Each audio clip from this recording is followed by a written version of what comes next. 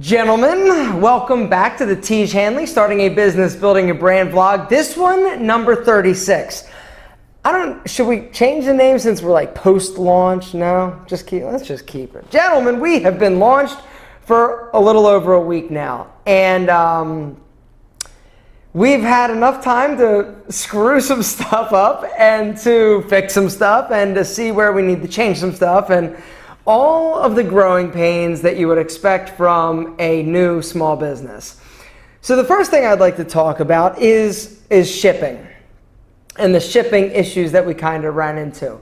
Now, one of the issues that you're going to face if you're an entrepreneur and you're actually developing a business where you're shipping a physical product, there are all sorts of issues that you're going to run into, but one of them is how are you going to get the product that you're shipping to the individual as fast and as affordable as humanly possible? Because the one thing that people don't want to do is wait for their products, right? They order it, they want it like that day. Well, you can have it that day, but you probably don't want to pay for it to have it that day. And so with Tiege Hanley, our thing was, okay, we want to make sure that we are getting the products to people domestically within a 3-day window. I think that's fair. I think everybody kind of agrees that that's fair. And internationally, we wanted to get there as quick as possible. But one of the issues with international delivery is that it is crazy expensive. One of the lessons that I learned from Pete and Pedro is that shipping can get astronomically high. And the quicker you ship it to somebody or the quicker you want it there, the higher that it's going to be. And so that's the reason why a lot of companies that you see, if you are international, you know that a lot of US companies don't ship internationally because there are a lot of issues with trackability and more than anything, the expense that is associated with shipping internationally. And so we found a shipping company, specifically, I'll just tell you because in case you're wondering, it's called RR Donnelley. And the deal is, we had a lot of meetings and Rob, spent a lot of time talking to them and discussing, and we figured out that we could actually ship stuff internationally for a reasonable price. So we're going to continue to monitor the international shipping. If we need to make a change, we will. If we need to increase rates to have a better experience, we may have to do that, but we'll keep you posted. But the good news is that the first order, that's really the only one you're going to have to wait for because the other ones are going to be sent out on a schedule. So if you have to wait a little extra for this one, you're going to have to wait the same amount of time, but it's going to be on a 30-day cycle, so you won't actually notice it. You run out of product, you're going to be getting your new product in the mail. So it should work itself out. In theory, that's what's going to happen. In terms of our domestic orders, we tried to go through RR Donnelley for that as well, and that was a complete disaster. Long, painful, uninteresting story short, we're going to stick with the USPS or United States Postal Service for our domestic shipping. It is a fairly well-oiled machine, and they do a really good job in terms of getting you the product or getting you the package as quickly as possible. We're shipping from Chicago, so it's kind of centrally located. So most people are going to see their packages within 2 days, max 3. Trackable, it's solid. So if any of you domestically have had to wait a little bit extra longer for your first box, that has been taken care of. And so we apologize, it won't happen again. But we're doing the best job we can. That's one of the things with a small business and a startup is you're going to have these little hiccups and you're going to have a learning curve, and there are some issues that are going to arise, and you need to know that. One of the worst things you can do, and something that I tend to do because it's just me, is if something isn't working or I feel like I'm frustrated, I automatically want to change. It's like, oh, we got to change. Now, the upside to being a small startup is that you're fluid and you can make decisions quickly and changes quickly. A lot of times in big companies or corporations, once you start directing or steering a ship in a direction, to change courses is incredibly difficult. And that's one of the issues and the downsides to big companies. Small, new startup, we can shift directions really quickly. And so it didn't take us long to realize, oh, there's a huge problem with this domestic shipping going through RR Donnelley. We got to change. And so literally overnight it was changed and it was corrected. So now I'd like to talk a little bit about some of the common questions that we're seeing. And first up is, Are our products tested on animals? Do we smear Tiege Hanley eye cream in little bunny eyes? The answer is no. At Tiege Hanley, we like animals more than people. I'm just kidding. Unless the animal you're talking about is yourself. Yeah, we're testing them on animals. You're an animal. Bad joke? I'll stop with that. No, but our products seriously were tested on people. They're developed in a lab, but then we actually put them to the test on human beings to make sure that there were no issues. And there weren't. Animal testing is one of those things where, do people still test on animals?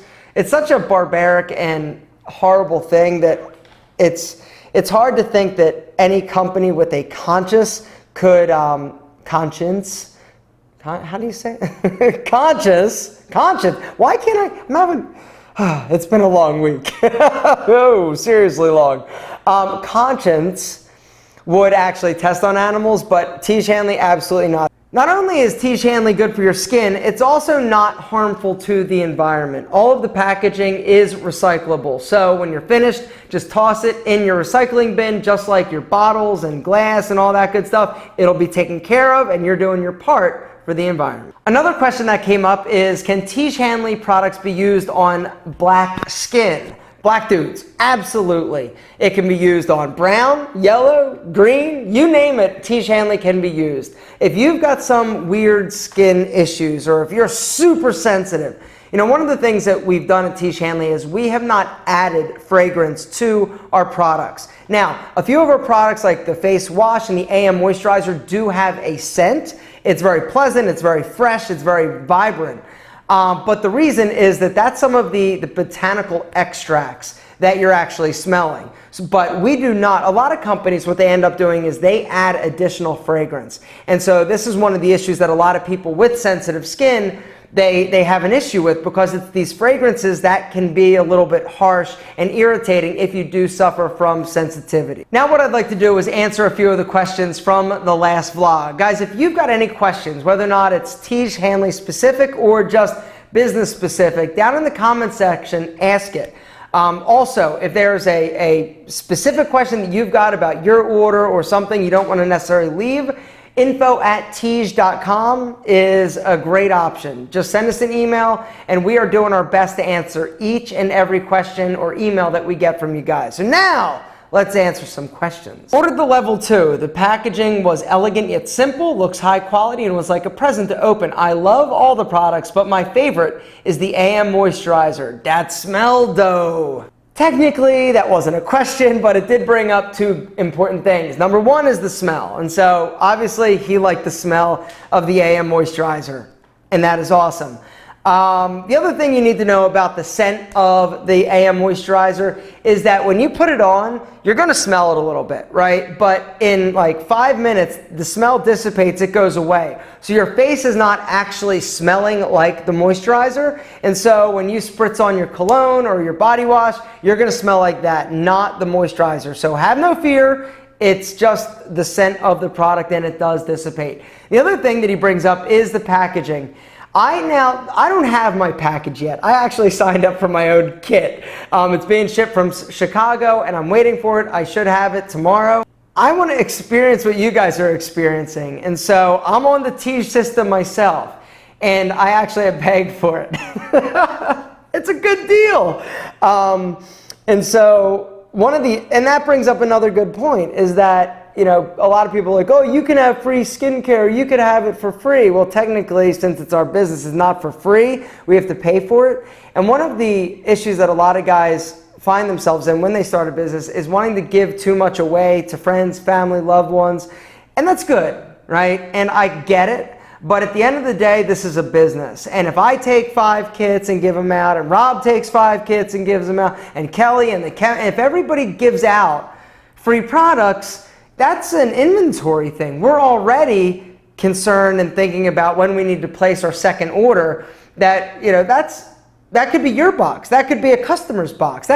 So I'm buying my own box and it's worth it. And so mine's going to be here, but I'm really excited to actually experience it and get the package. One of the cool things about getting things on a monthly basis is that it's fun. It's like an experience. It's like getting a present every single month that you get to open, and that's part of the excitement of it. I like getting things in the mail. I'm sure you do too. But the packaging, I want to know, when you get your box, please, in the comments, let us know what you think. You know, now, one thing you also have to know is that internationally, the packaging is going to look a little bit different on the outside. International packages are going to be in a plain box. So you're still going to get the whole experience when you open it, but from the outside, we don't want anybody doing anything funky. And from the advice that we've gotten from people that do a lot of shipping international, they say make it as plain as possible to eliminate any potential problems. But when you get your package, let us know in the comments. What do you think? Is it good? Is it bad? What could we do better? In each of the packages, it also comes with a little card. This card is going to be a little thank you from Rob, Kelly, and the Chemist and I. And on the other side, it's basically going to go over the system. And it's going to show you how much of each of the products you should on average be using. This is going to vary. Now, if you use an AM moisturizer and you feel like, oh, I'm a little bit oily or I'm a little greasy, or use less. That's all it takes, all right? You've got to sort of gauge for yourself. I have a question. The first video I saw from Aaron was about grooming tips, and one of them said to exfoliate your face at night. In the vlog, he says to exfoliate in the morning, so I'm a little confused. So what should it be, morning or night? Great question, Marcos. Let me clarify.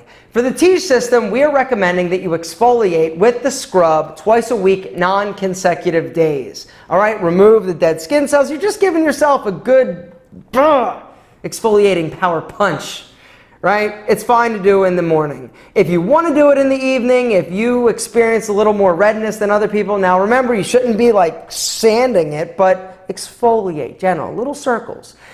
You can do it at night. Now, in terms of evening exfoliation, if you're using like a tool, like something like the PMD, which is like a microdermabrasion tool, that is better to be done in the evening because it is definitely going to leave your face a little bit red.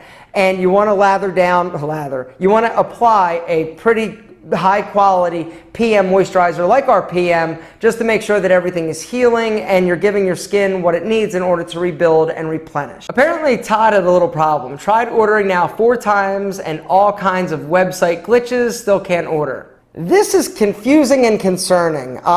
We know that it works because a lot of people have signed up. Whether or not you're experiencing something on a weird device, I don't know. It's really tough for me to say. I would refresh your screen, see if that helps. But if you've got problems, please send us an email, info@tiege.com, and we'll try and rectify and figure it out with you and for you. Because if you're experiencing a bug, chances are somebody else is as well, so let us help. Email us. So I'm going to wrap this video up. All in all, I would say that it has been an incredibly successful launch. Now, other than the website crashing, lots of tech issues, glitches and stuff like that, but other than that, solid. The shipping, we're working it out. We're doing the best job we can to keep it as affordable for our international customers and as fast as it possibly can be for our domestic customers. If you've got issues or concerns or problems, please send us an email. We're there to help you. And like I said, we are answering every single email. Sorry, Rob. Rob's probably like, no, seriously. This is about you guys. Let us know also feedback down below in this comment section, or in this video's comment section. You're trying it now. It's in your hands. You're using it. What do you think? Do you like it? Do you love it? Is there an issue? What's going on? Let us know. Let us help. It's just been amazing. And to say that I am like a proud papa would be an understatement. We're next week going to talk a little bit about sort of the downside to success. When it goes well, what you need to kind of think about after that, because we're now in the point where we need to think about making a second order, because with the subscription, it's sort of like this rolling wave where everybody who gets a box now is going to need it next month, and then so it's this rolling inventory requirement. And so we're going to talk a little bit more about that and how that goes how you do that without actually giving away a lot of your company. Because there are different ways you can raise money through investors or debt, which is you basically get a line of credit or loan, or we'll talk about it next week. But I just want to say once again, I'm probably always going to say this. You guys have just been so incredible throughout this whole process, and we all just, Rob, Kelly, myself, and the Kevin, we feel so fortunate that you guys are digging it and that you guys have been around for the ride. This vlog is going to be sort of a mishmash of a lot of topics. It's not always just going to be about Tiege Hanley.